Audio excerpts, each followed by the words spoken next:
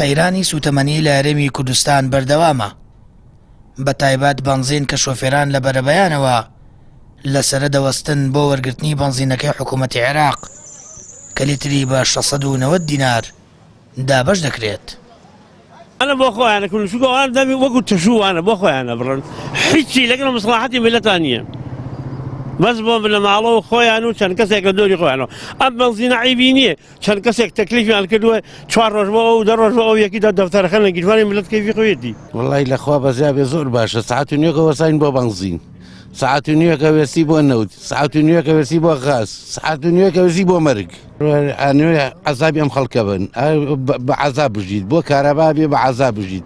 بو نود بو بنزين بو غاز بو همشتيابي بعذاب جديد بعذاب بمريد چاوەڕی چیان لێ بکەی خۆمان هەڵمان بژێتمە بێ چاوەڕێوەیان لێ بکەین. بەردەوام نرخی بەنزین لە بەرزبوونەوەدایە، بە شێوەیەک لە ئێستادا لیترێک بەنزینی نۆرماڵ گەشتووەتە 1000 دینار و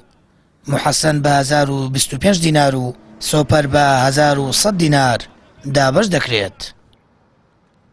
بەرهەمی ئەوەی کە تۆ تا ئێسەیش لەم وڵاتەی من و تووە حکوومەتی دیانە دوو بنەماڵەیە وڵاتێکیش کە حکوومەتی دیانە بێ دەرەنجامەکە هەر ئەوەیە کە ئەو خەڵکە سەری ئەو خەڵکەکە بزانە حاڵ و گوزەرانی چۆنە ئەو بەرهەمی ئەوەیە کە وڵاتی ئەمە پڕە لە غاز و بەنزینوانە حکوومەتی یعنی بڵێن مەسەلەی نەزانینی حکومداریەکەیە حکومڕانیەکەیە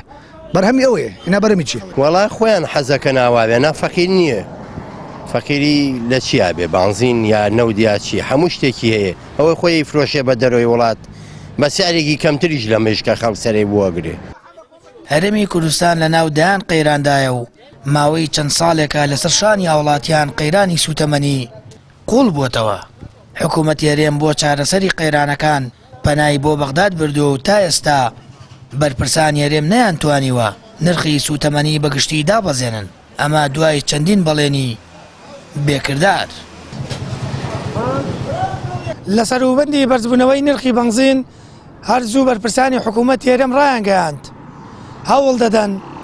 بۆ دابەزاندنی نرخی بەنزین، بەڵام لە ئێستادا نەک نرخەکەیان دابەزاند بەڵکو 1000 دیناریشی تێپەڕاند. سامان فەتاح کەناڵی ئاسمانی پەیام هەڵەبجە.